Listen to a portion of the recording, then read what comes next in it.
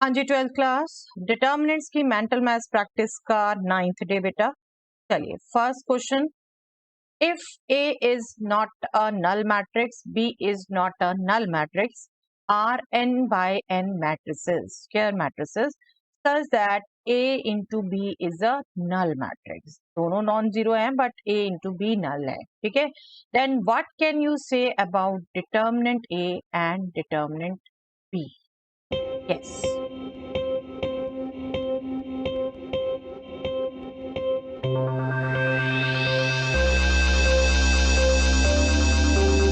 Determinant A, determinant B, both are zero. I am sure आप देख पाए हैं बेटा। देखिए ये स्पेशल टाइप के एग्जाम्पल आपको हिंट दिए थे। आपने ए अगर ये मैट्रिक्स ले ली और बी अगर सपोज ये मैट्रिक्स ले ली, हमने 2x2 की रखी सिंपल, आप ए इंटू बी कैलकुलेट करेंगे तो that will be null matrix. A null नहीं है, बी नल नहीं है, बट आप इसका डिटर्मिनेंट निकालिए बेटा। 0 माइनस 0 0 आएगा, डिटर्मिनेंट बी भी निकालेंगे तो वो भी 0 आने वाला, ठीक है। तो ऐसे एग्जाम्पल आपको स्पेशली कहे थे, जरूर ध्यान रखिए और उन्हीं एग्जाम्पल को दिमाग में लाके आपके लिखेंगे। ए इंटू बी नल है लेकिन determinant A determinant B null है, जबकि ए नॉन जीरो है, B non zero. Okay, this is your final answer for this question. If omega is the cube root of unity, then find the value of this determinant.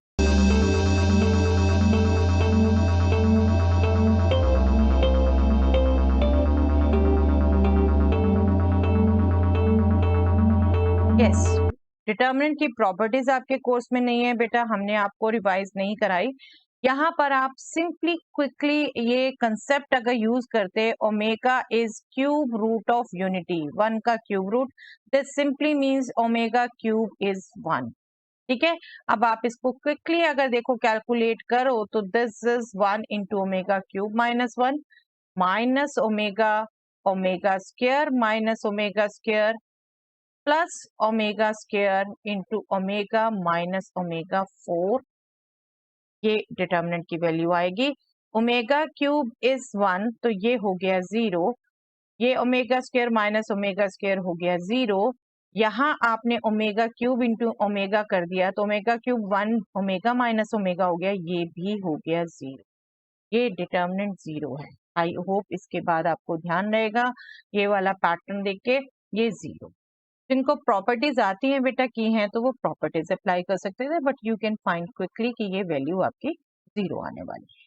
चलिए next question, find the value of the determinant 1 5 pi log of e with base e 5 root 5 log of 10 with base 10 5 e. Yes.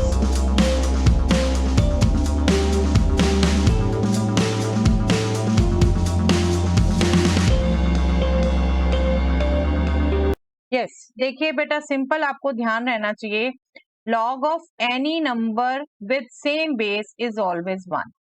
तो ये first row first column में sorry 1 है, ये भी 1 आ गया आपका, ये भी नेक्स्ट 1 आ गया आपका, नेक्स्ट 5 है 5 है 5 है, यहाँ आगे कुछ भी हो, ये एक तरीके से क्या हो गया, सेकेंड कॉलम फर्स्ट का मल्टीपल हो गया। जब एक कॉलम दूसरे का मल्टीपल आता है बेटा तो डिटर्मिनेंट 0 होता है। ये no doubt, I am not expecting कि आपको बोर्ड में आने वाला डिटर्मिनेंट की प्रॉपर्टी यूज हो रही है, बट ये सिमिलर टाइप का क्वेश्चन आप कैलकुलेटिव वे से भी क्विकली सोच सकते हो आप, लेकिन अपने कंपटीशंस के लिए बिल्कुल माइंड में रख सकते हो बेटा, दो रोज प्रोपोर्शनेट हैं या सेम है तो डिटर्मिनेंट की वैल्यू 0 आती है, ठीक है। चलिए, if determinant A is this determinant and determinant B is this determinant, then what is the relationship between determinant A and determinant B?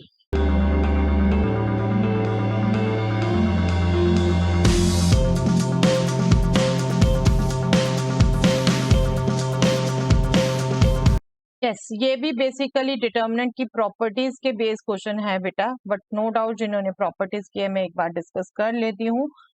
आप अगर देखो ये थर्ड रो, इसको 2 टाइम्स मल्टीप्लाई करके अगर आप फर्स्ट में ऐड करें तो ये रो आएगी। आई जस्ट वांट टू से R1 में R1 प्लस 2 टाइम्स R3 कर दें, इसको 2 टाइम्स मल्टीप्लाई करके यहाँ ऐड कर दें। 6 plus 1 7, 18 plus 2 20, 26 plus 3 29।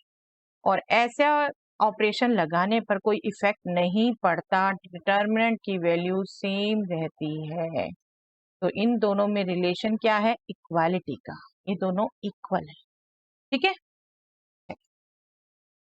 If A and B are square matrices of order 3 such that determinant A is -1 and determinant B is 3, then what is the value of determinant of 3 times A into B?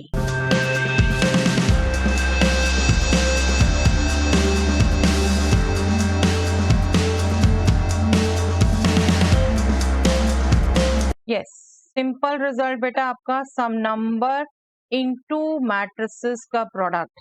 Number का आप क्या करते हैं? Number power order determinant से बाहर आ जाता है, इनटू ए बी का डिटर्मिनेंट आना है, वो आप कर सकते हो determinant A into determinant B. That means 27 into -1 into 3, that means -81, right? -81 quickly आप मेंटली कैलकुलेट कर सकते हैं।